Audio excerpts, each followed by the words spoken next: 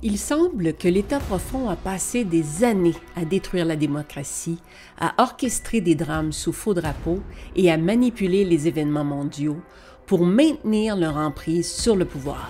Ils ont manipulé le complexe militaro-industriel, pris le contrôle des médias et infiltré tous les niveaux de gouvernement pour créer un monde où le peuple est subjugué par un régime technocratique mondialiste. Mais le retour au pouvoir de Donald J. Trump ne représente pas seulement une perte politique, mais une menace existentielle pour l'ensemble de leur programme.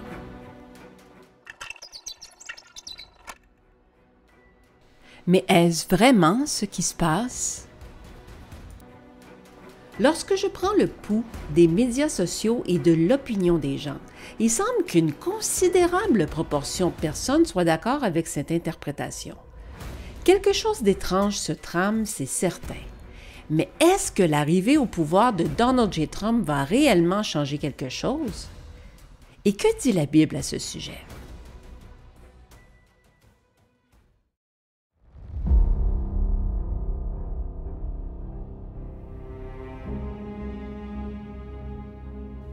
Si on s'appuie sur la Bible, la plupart des gens interprètent mal le plan des mondialistes et leur véritable motivation. Leur but n'est pas de prendre de force le pouvoir sur les masses. Leur travail, soigneusement orchestré, vise à mettre en place un nouvel ordre mondial, Novus Ordo Seclorum. Quelle est la différence? Et que signifie un nouvel ordre mondial? Premièrement, je dirais ce que ce n'est pas. Ce n'est pas un agenda politique. Si c'était politique de nature, alors le projet s'éteindrait avec son ou ses représentants. La politique hitlérienne a cessé avec la fin de Hitler. Celle de Pol Pot s'est éteinte avec lui. Celle de Mao, de Lénine, de Staline. Donc, si ce n'est pas un agenda politique, de quoi s'agit-il? Eh bien, il s'agit d'une croyance spirituelle. Seules les croyances spirituelles ont la puissance et l'endurance de perdurer pendant des siècles, voire même des millénaires. Ce qui, en soi, est un indicateur important de la source de cette croyance. Elle doit nécessairement provenir d'une source qui survit depuis aussi longtemps que son idéologie. Réfléchissez à ce que ça signifie. La devise Novus Ordo Seclorum, que l'on retrouve par exemple à l'endos du dollar américain, s'appuie sur une très ancienne prophétie païenne datant du début de l'Empire romain qui annonce l'établissement d'un nouvel âge d'or dans lequel les dieux immortels de l'Antiquité, c'est-à-dire ceux qui ont peuplé les mythologies de l'Antiquité grecque et romaine, reviendront sur Terre afin d'instaurer une nouvelle ère présumée de prospérité et de paix.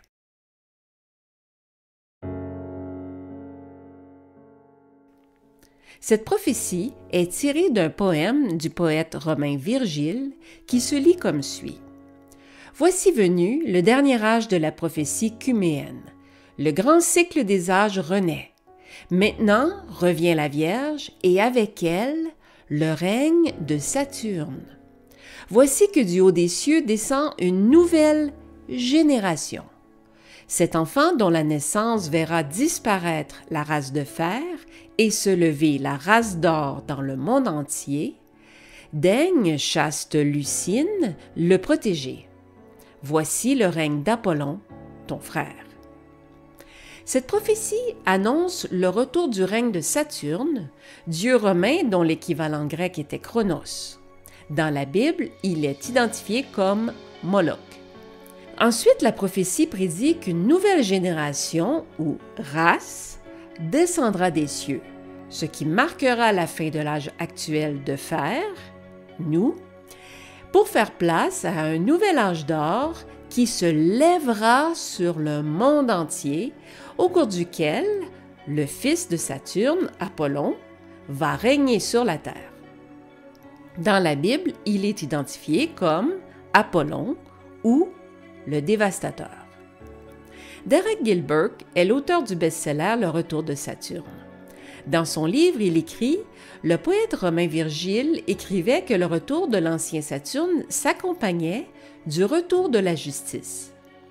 Et par justice, il parlait de Justitia, la déesse, fille de Zeus et de Thémis. Justitia est celle qui punit ceux qui transgressent les commandements des dieux. Elle était associée à la justice, à la guerre, au sexe et au pouvoir politique.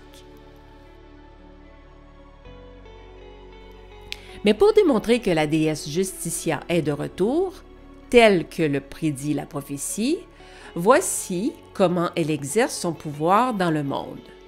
Une puissance invisible est à l'œuvre dont l'objectif est de détruire l'ordre et la justice actuellement en place, qui sont profondément ancrés dans le judéo-christianisme, pour les remplacer par une nouvelle justice et un nouvel ordre. Ce que les mondialistes veulent, c'est de remplacer les lois divines sur lesquelles s'appuie notre civilisation depuis des siècles par un nouveau code de loi.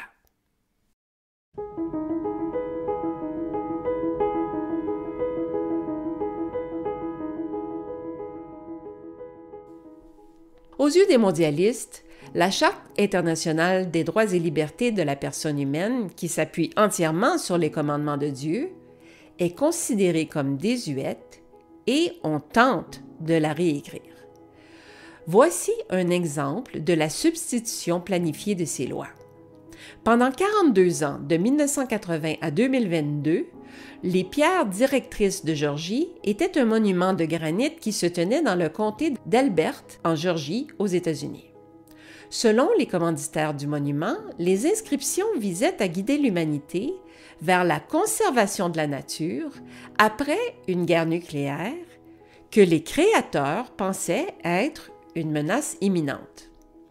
Les inscriptions traitaient de 4 thèmes principaux: la gouvernance et la mise en place d'un gouvernement mondial, la population et le contrôle de la reproduction, l'environnement et la relation de l'humanité avec la nature et la spiritualité. Voici les 10 règles. Maintenir l'humanité en deçà de 500 millions d'habitants en perpétuel équilibre avec la nature. Guider judicieusement la reproduction, améliorer la forme physique et la diversité. Unir l'humanité avec une nouvelle langue vivante. Régler la passion, la foi, la tradition, avec une raison tempérée.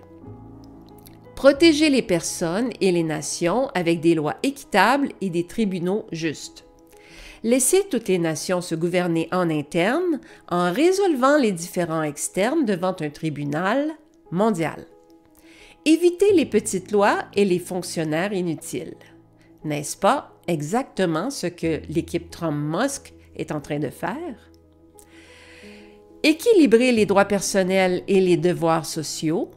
Priser la vérité, la beauté, l'amour, rechercher l'harmonie avec l'infini.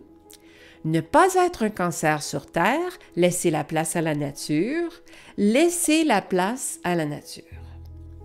En termes de falsification des 10 commandements, on ne peut pas faire mieux. 10 lignes de conduite gravées sur des pierres en remplacement des 10 commandements gravés sur des tablettes de pierre que Dieu a transmis à l'humanité par son messager Moïse. Ce nouvel ordre mondial, ou nouvel âge d'or, promet de faire naître un nouveau monde évolué et élitiste, où régnerait la paix et l'harmonie. Il promet aussi l'atteinte de l'immortalité et la fin des maladies. Et en réalité, cette croyance ressemble étrangement au millénaire de Jésus-Christ qui s'établira à la suite du jugement de Dieu, entraînant la destruction de la terre avant sa restauration. Le parallèle entre les deux croyances est flagrant. C'est pourquoi il correspond parfaitement à la description biblique du royaume de l'Antéchrist qui sera instauré pour un temps très court et dirigé par un personnage séducteur mais trompeur qui se présentera comme le sauveur des nations et le Messie de l'humanité.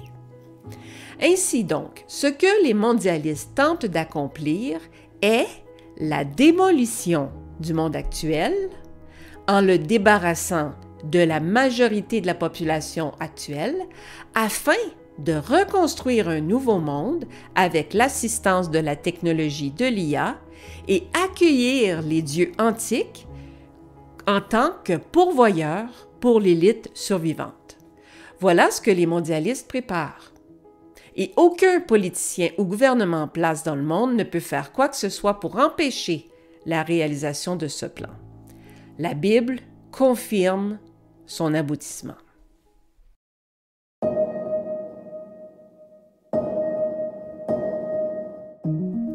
Pour plusieurs groupes de personnes aux croyances variées, l'année 2025 revêt une importance particulière. Les New Agers, Nouvel Âgeux, anticipent la réapparition de leur Christ, un événement qu'ils appellent The Great Awakening ou le Grand Réveil ou une nouvelle ère.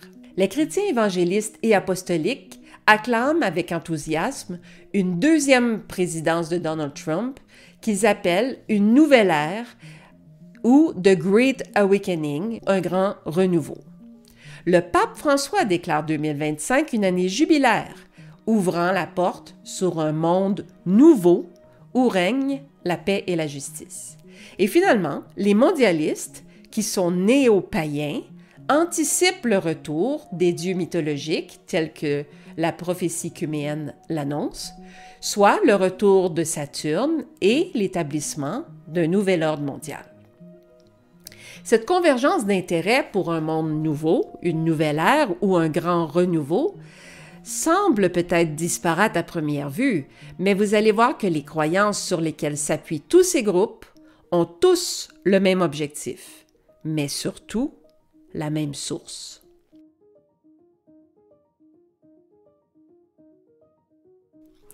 Voici comment Wikipédia décrit le néopaganisme.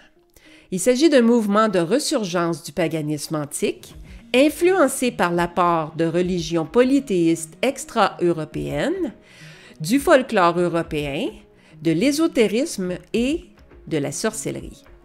Dans ce tableau, on a d'un côté les origines du paganisme et dans la deuxième colonne, les différentes ramifications du néopaganisme occidental. Vous allez remarquer que tous ces courants sont désormais très répandus en Occident. Donc, le néopaganisme est fondé sur des courants anciens, comme la mythologie nordique et le dieu Odin, le druidisme, qui était la religion des anciens pays celtiques et du monde anglo-saxon, la religion de la Grèce antique, la religion de la Rome antique, la Wicca, qui est la sorcellerie, et le culte des ancêtres, que l'on retrouve dans presque toutes les cultures. Donc, ça, c'est les origines du paganisme. Maintenant, le néopaganisme en Occident se divise en trois catégories. On a l'ésotérisme, l'occultisme et le Nouvel Âge, issus de courants orientaux. Donc, l'ésotérisme, ça englobe les enseignements secrets à des initiés. On a par exemple l'illuminisme, le christianisme ésotérique et la Kabbale chrétienne, dont les mouvements de la Rose-Croix et la franc-maçonnerie. Ça inclut aussi la Kabbale juive. Et l'occultisme, qui inclut les sciences occultes, dont la divination, l'astrologie, l'alchimie, la magie. Et les courants qui découlent de ça sont le spiritisme, le téléma d'Aleister Crowley, la théosophie d'Helena Blavatsky, l'anthroposophie de Rudolf Steiner, le mysticisme nazi, la sorcellerie. Et finalement, le troisième aspect du néopaganisme, c'est le New Age, qui inclut le channeling ou la médiumnité, le yoga, le développement personnel, le culte à Gaïa, le féminin sacré, le néo-chamanisme. Toutes ces pratiques ont été popularisées par le mouvement hippie dans les années 60, dont les Beatles étaient un représentant, et la révolution sexuelle, les drogues, le socialisme, l'idéologie écologiste et ces courants qui, aujourd'hui, sont plus que jamais immensément populaires. Ce qui est peut-être surprenant pour plusieurs, c'est qu'en examinant ce tableau, on découvre un lien entre les croyances des mondialistes et le courant spirituel populaire massivement répandu en Occident qu'on nomme le Nouvel Âge, et ce, dans un nombre impressionnant de ramifications. Pour être plus spécifique, le mouvement Nouvel Âge est un système spirituel de pensée et de pratique composé de croyances, de valeurs et de traditions de diverses écoles et religions à travers le monde. Il s'agit vraiment d'un terme générique, couvrant un large éventail de sujets qui inclut, entre autres, le bouddhisme, l'hindouisme, le mysticisme, le transcendantalisme, l'agnostique, le paganisme, l'occultisme, l'ésotérisme, la sorcellerie, la méditation, le yoga, la canalisation, le psychédélisme, la médiumnité, la divination, la science spirituelle, la réincarnation, la projection astrale, l'ufologie et la psychologie spirituelle, qui inclut les sujets comme la loi de l'attraction ou de la manifestation, etc. Donc, le Nouvel Âge, c'est un ensemble de croyances et de pratiques visant à apporter l'illumination. Et l'objectif au niveau individuel est d'élever la conscience à une densité ou vibration plus élevée. Ce qui signifie que la connaissance de soi, combinée à la divination et aux pratiques occultes, peut élever notre condition spirituelle à un niveau de divinité. Reconnaissez-vous la promesse du serpent encore ici? Vous serez comme des dieux. Donc, ce mouvement enseigne que nous ne devenons pas divins, mais que nous sommes déjà divins en nous-mêmes, de sorte que l'illumination que le Nouvel Âge cherche à atteindre s'obtient en quittant un état d'ignorance de soi-même et en réalisant que le moi intérieur est finalement Dieu ou une parcelle de Dieu. Nous serions, en quelque sorte, une étincelle du Créateur souffrant d'amnésie. Fondamentalement, chaque perspective dans le Nouvel Âge est considérée comme une source valide de vérité spirituelle qui peut être incorporée dans la poursuite de l'illumination. Les gens cherchent à être plus spirituels, mais pas religieux, se donnant la permission d'extraire la sagesse et l'expérience de toutes les avenues spirituelles sans restriction. Puisque l'unité est vénérée comme la vertu la plus élevée, on dit qu'un désaccord ferme avec les opinions de quelqu'un d'autre provoque la séparation ou restreint le flux de l'esprit. Donc, le Nouvel Âge ne tolère tout simplement pas l'intolérance idéologique, soutenant que tout est vrai, sauf la croyance que tout n'est pas vrai. Il accepte tous les points de vue comme valides, sauf celui qui dit que seul l'Évangile biblique est valide. En réalité, l'occulte se présente sous deux visages. D'un côté, nous avons une élite qui a pris le contrôle des médias, des banques, des gouvernements, travaillant à instaurer un nouvel ordre mondial afin d'accueillir une nouvelle race d'êtres supérieurs, de Dieu, et d'établir un nouveau monde. Et de l'autre côté, on a une population qui s'est d'elle-même assujettie à la méditation, aux arts divinatoires, au chamanisme, afin d'accueillir une nouvelle force céleste, l'élevant vers une nouvelle conscience en vue d'établir un nouveau monde.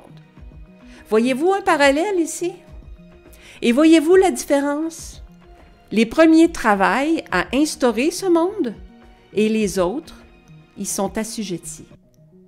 La Bible dit que l'Antéchrist va conquérir par la paix. C'est un véritable tour de force de l'ennemi. Mais voyons comment tout cela s'est taillé un chemin depuis au moins le 18e siècle.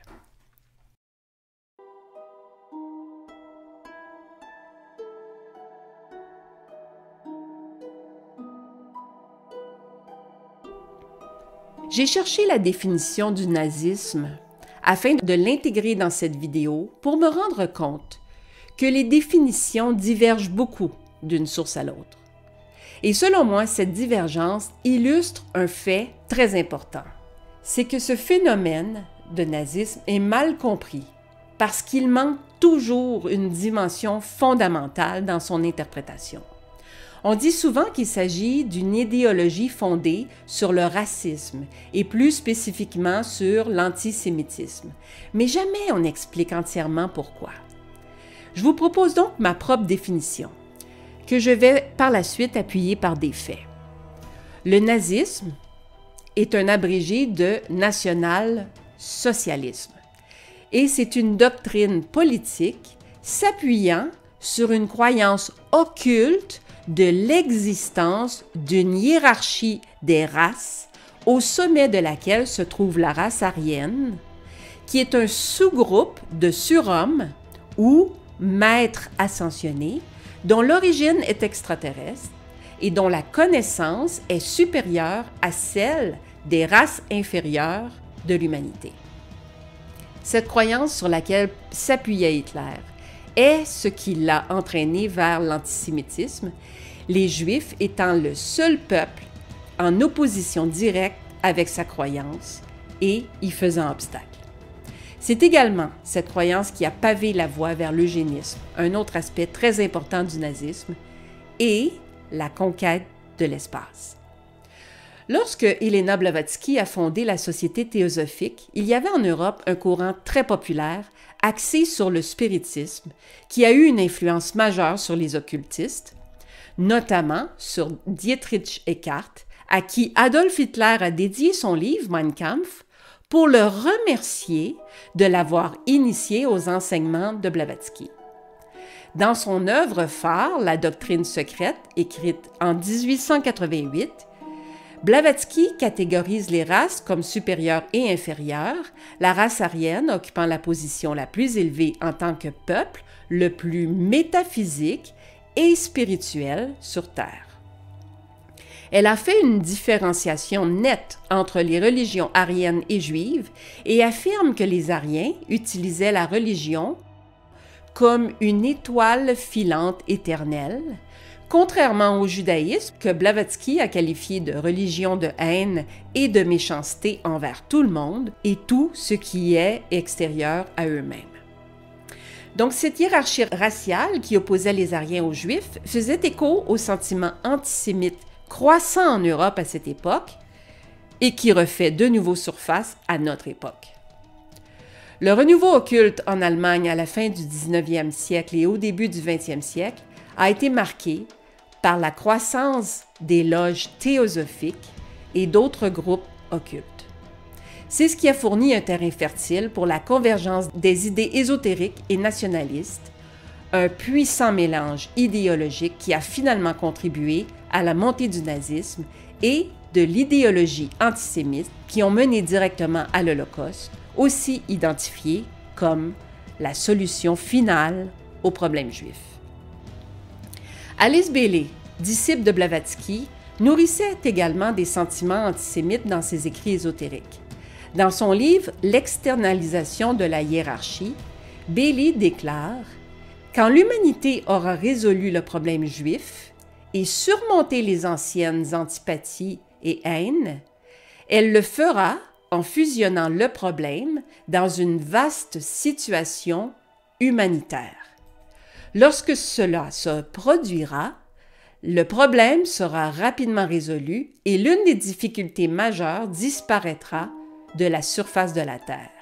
La fusion raciale sera alors possible, notre humanité terrestre et le groupe d'êtres humains dont l'origine est bien plus ancienne que nous formeront une seule humanité et alors il y aura la paix sur Terre. Les écrits d'Alice Bailey révèlent un courant génocidaire qui vise à éliminer le seul peuple qui s'oppose à la vision humaniste, prônant la vision d'une humanité unifiée avec les hiérarchies. C'est ce que la Bible, à maintes reprises, a dénoncé et condamné, la création d'une race hybride ou néphilim, c'est-à-dire la répétition exacte de Genèse 6, versets 1 et 2, lorsque les hommes eurent commencé à se multiplier sur la face de la terre et que des filles leur furent nées, les fils de Dieu, cette fameuse hiérarchie de Bailey, virent que les filles des hommes étaient belles et ils en prirent pour femmes parmi toutes celles qu'ils choisirent. De là est sortie une race de géants ou de surhommes. Donc les nazis étaient de grands eugénistes, un domaine qu'ils ont approfondi avec l'aide de familles américaines, du cartel pétrolier, pharmaceutique, bancaire tel que les Rockefeller. Et aujourd'hui, nous voyons l'eugénisme s'exprimer partout dans le contrôle des naissances, par le biais d'organisations telles que Planned Parenthood, mais aussi par l'avortement, l'insémination artificielle, le suicide assisté, l'aide médicale à mourir et l'édition génétique.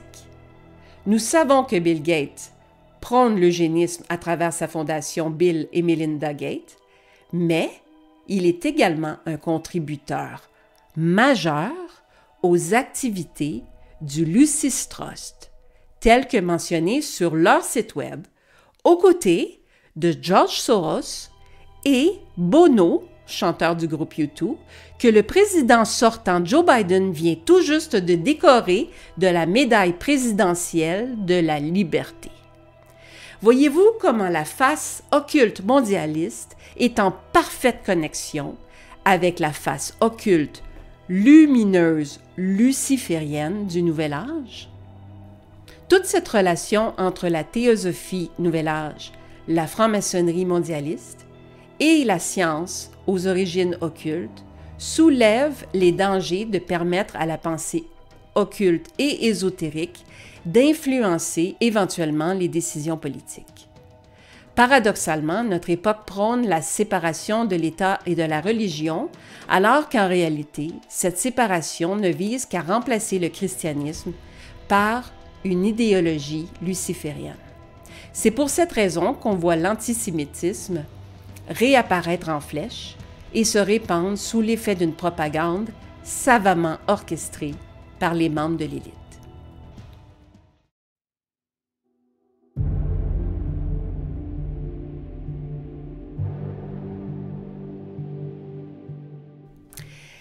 Et voilà où ça devient intéressant. L'œuvre de Blavatsky était popularisée par la Britannique Alice Bailey, puis a fait son chemin en Amérique par le biais de personnalités influentes comme Shirley MacLaine, Deepak Chopra, Oprah Winfrey. Et aujourd'hui, c'est par des médias comme Gaia et la populaire série Nos ancêtres les extraterrestres, ou en anglais Ancient Aliens. Mais regardez bien ceci. La fiducie Lucis a été créée par Alice et Foster Bailey en tant qu'organisme caritatif éducatif comme moyen de favoriser la reconnaissance des principes spirituels universels.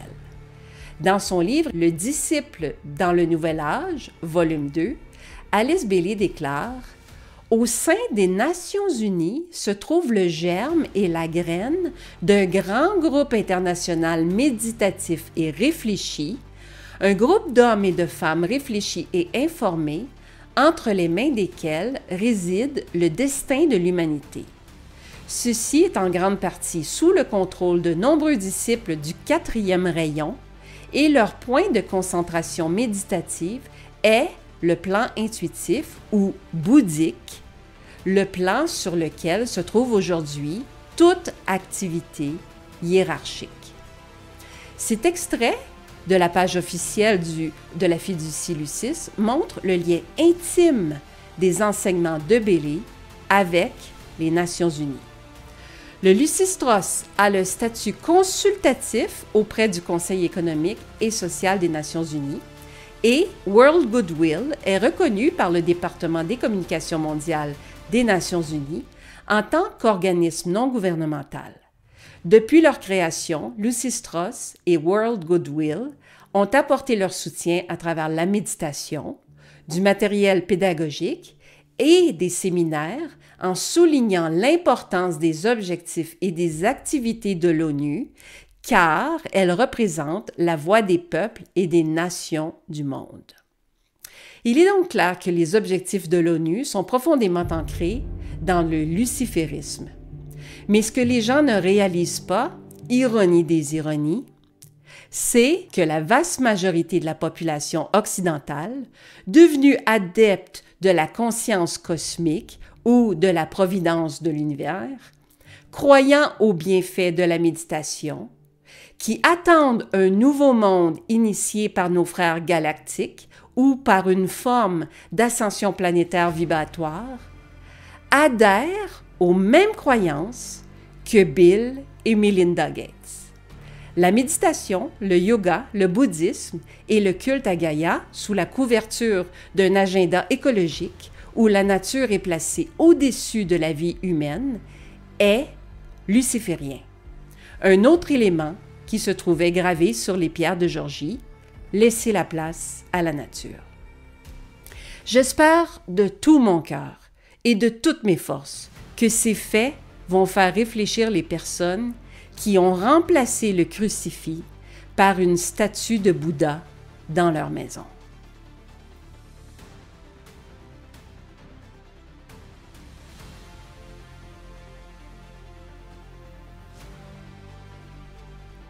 Dans son livre « L'externalisation de la hiérarchie », Alice Bailey esquisse un plan pour un nouvel âge qui sera inauguré en 2025 par une hiérarchie d'êtres spirituels ou maîtres ascensionnés, dirigée par une figure appelée le Christ, qui se manifesterait ouvertement à l'humanité et inaugurerait l'ère du Verseau.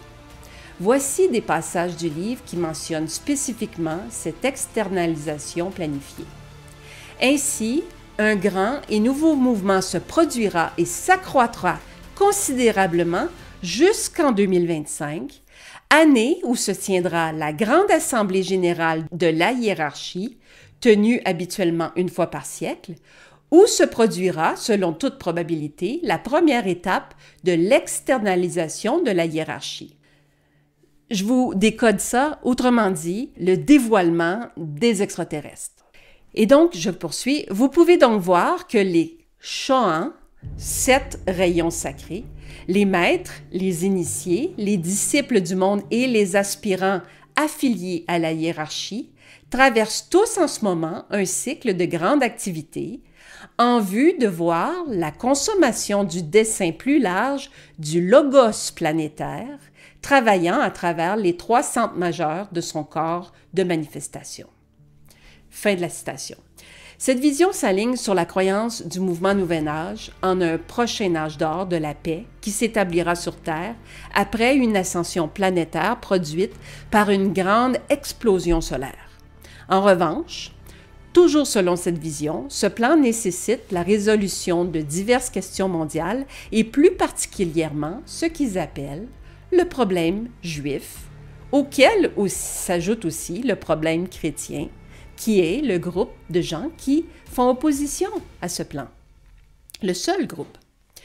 Donc, cette vision s'aligne aussi également avec la franc-maçonnerie qui chapeaute le Nouvel Âge.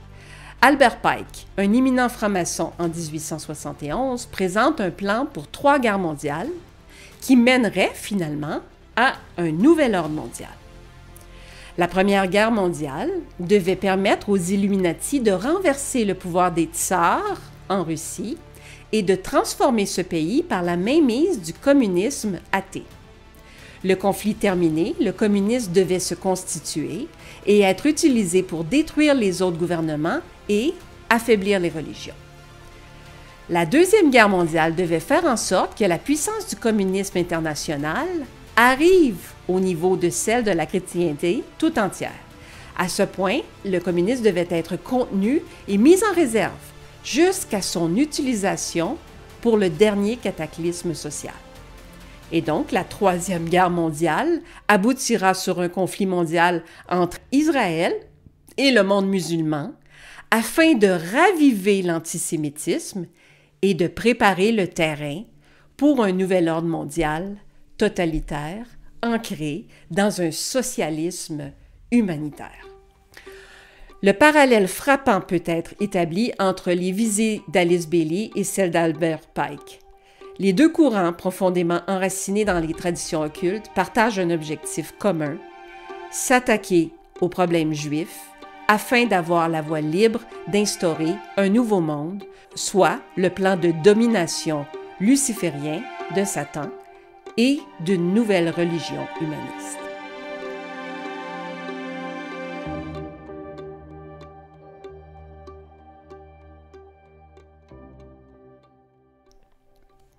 l'élément essentiel par lequel le nouvel ordre mondial pourra devenir opérationnel?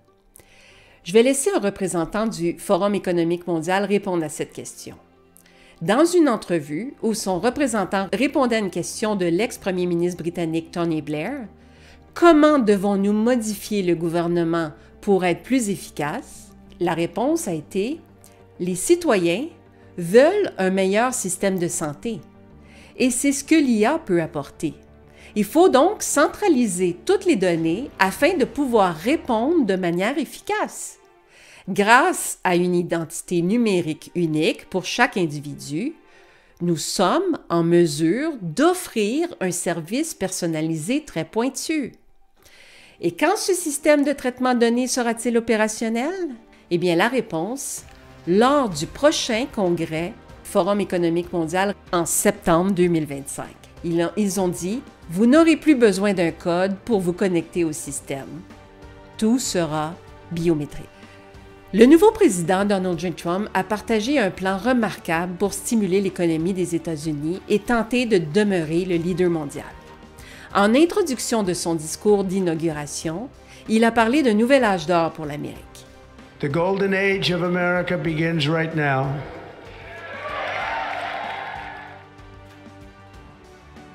Ce n'était pas anodin.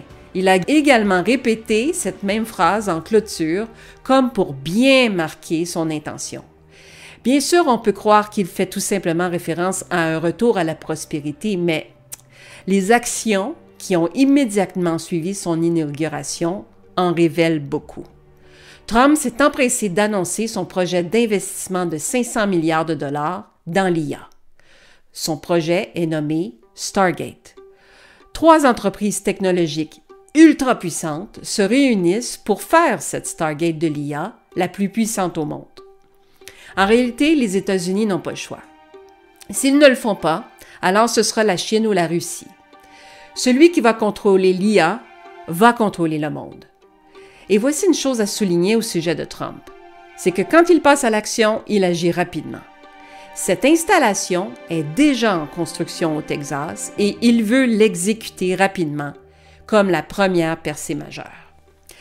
Alors pensez à ce qui vient d'être annoncé ici. Les dossiers personnels et la surveillance, le contrôle absolu, le contrôle à un degré que ce monde n'a jamais vu auparavant, et ce n'est qu'un aperçu.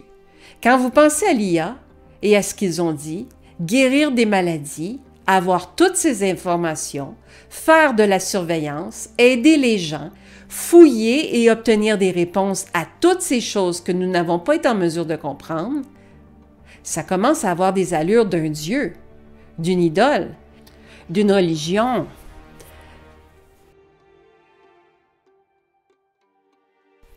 Le président Trump a récemment partagé une image de lui-même habillé en pape générée par l'intelligence artificielle, où il s'assit sur le trône papal au Vatican. À première vue, il est facile de considérer ça comme une blague ou un autre moment étrange de Trump.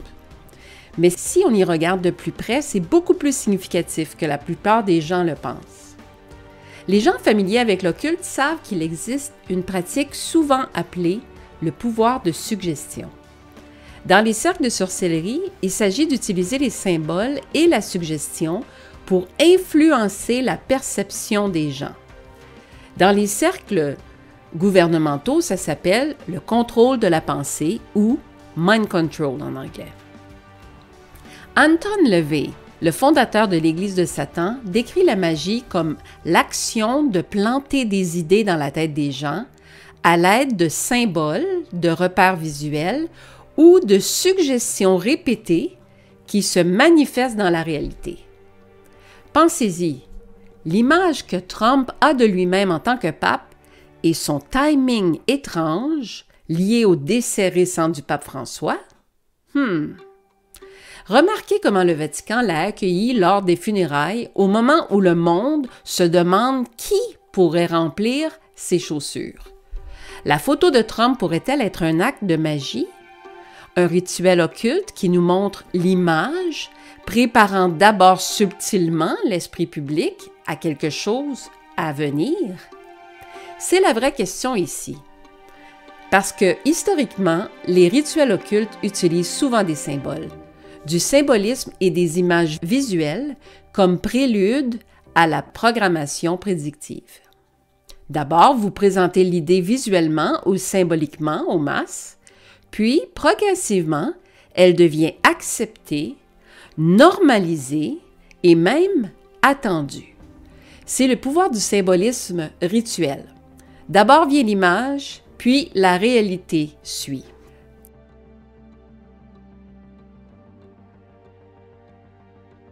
Le moment où Trump a posté l'image papale peu de temps après la mort du pape, au moment exact où le monde se concentrait sur qui deviendrait le prochain chef spirituel pour plus d'1 milliard de catholiques dans le monde, ça ne peut pas être une coïncidence. C'est pas accidentel, c'est délibéré.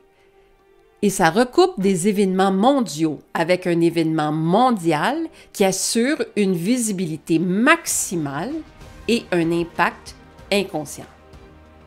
S'il avait posté cette image 6 mois avant, personne ne s'en serait soucié. S'il avait posté 6 mois plus tard, personne ne s'en soucierait non plus. Il a choisi ce moment précis pour maximiser l'impact public. Il veut que les gens en parlent, il veut que ça rentre dans la perception du public. Maintenant, je ne dis pas que Trump est l'antéchrist. En revanche, il est peut-être le faux prophète. Quel sera le rôle du faux prophète? Préparer l'arrivée de l'antéchrist en mettant en place les infrastructures du système de la bête. On sait que seul Dieu est omnipotent et omniprésent. C'est pourquoi Satan a besoin d'une infrastructure numérique pour opérer dans notre réalité physique. La bête est un gouvernement mondial qui aura renversé l'ordre divin sous lequel opère le monde actuel. Et celui qui prendra la tête de ce gouvernement, ce sera l'Antéchrist. Ensuite, le faux prophète fera en sorte que le monde adore la bête et son image. La religion de l'Antéchrist sera une forme de néopaganisme, avec un nouvel ordre divin. Or, ce nouvel ordre divin sera instauré par la paix. N'est-ce pas exactement ce que Trump est en train de faire? Renverser l'ordre mondial actuel, déployer un système d'intelligence artificielle promettant la fin des maladies et la paix et la sécurité pour tous. N'est-il pas aussi perçu comme un Messie par certains groupes de Juifs? N'est-il pas celui qui donne aux Juifs l'espérance de pouvoir reconstruire leur temple? N'est-il pas un envoyé de Dieu pour les chrétiens? N'est-il pas un sauveur pour les adeptes du Nouvel Âge? Pour les soi-disant complotistes de la COVID? C'est à se demander à qui il donne réellement son allégeance. À personne. N'accomplit-il pas le plan du Forum économique mondial d'une manière détournée, douce, populaire, acceptable? Ceux qui disent non ne doivent pas oublier que le roi Charles était celui par qui l'agenda du nouvel ordre mondial allait être déployé. Mais soudainement, Trump veut s'allier avec le Commonwealth et dit du roi Charles « He's a great guy, c'est un bon gars ».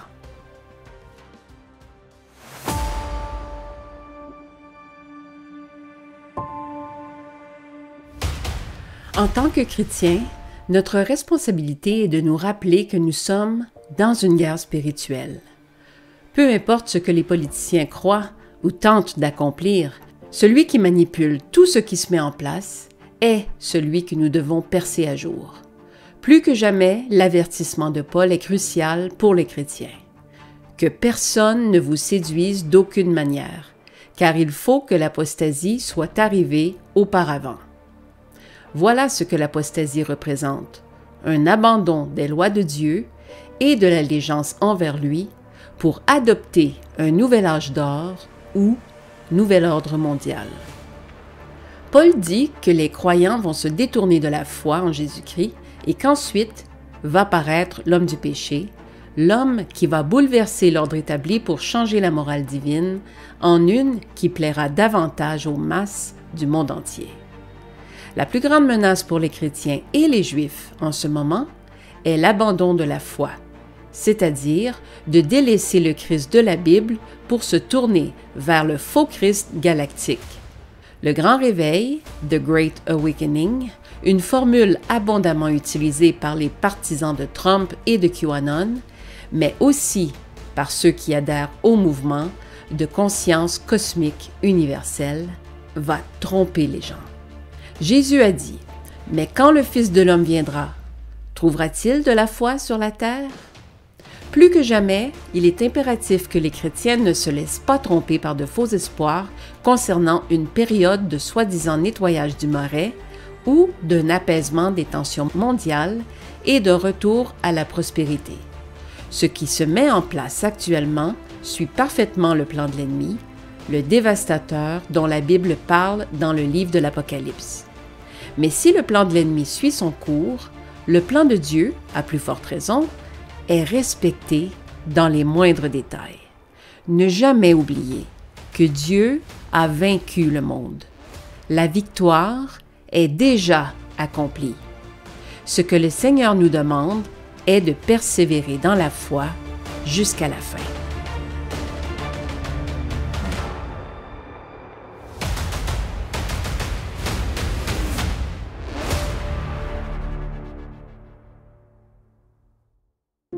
Et je vais terminer cette vidéo par un encouragement. Si vous n'êtes pas croyant en Jésus-Christ, faisons en sorte que vous soyez sauvés dès maintenant. Même si vous croyez être une bonne personne, vous n'atteindrez jamais les standards de perfection de Dieu. Et la pénalité pour le péché, c'est la mort. Vous êtes donc condamnés à mort. Mais il y a une bonne nouvelle. Selon 1 Corinthiens 15, au verset 3 et 4, Christ est mort pour nos péchés et il a payé notre dette et nous a libérés de la condamnation à mort. Tout ce qu'il faut faire de votre part est de croire que Jésus-Christ est mort pour vos péchés, qu'il a été enseveli et qu'il est ressuscité le troisième jour et que tout cela a été prédit par sa parole dans les Écritures. Et si vous croyez qu'il est mort pour vos péchés, alors, selon Romains chapitre 10, versets 9 et 10, vous devez confesser de votre bouche que Jésus est Seigneur et croire dans votre cœur que Dieu l'a ressuscité d'entre les morts. Autrement dit, si vous placez votre foi en Jésus et déclarez votre allégeance envers lui, vous serez sauvés. Pourquoi? Parce que c'est avec le cœur qu'une personne croit, ce qui entraîne la justification, et avec la bouche qu'elle confesse, ce qui entraîne le salut. Car quiconque invoque le nom du Seigneur sera sauvé, et cela peut être vous maintenant. Jésus vous aime tous, que Dieu vous bénisse, et Maranatha, Roi et Seigneur Jésus.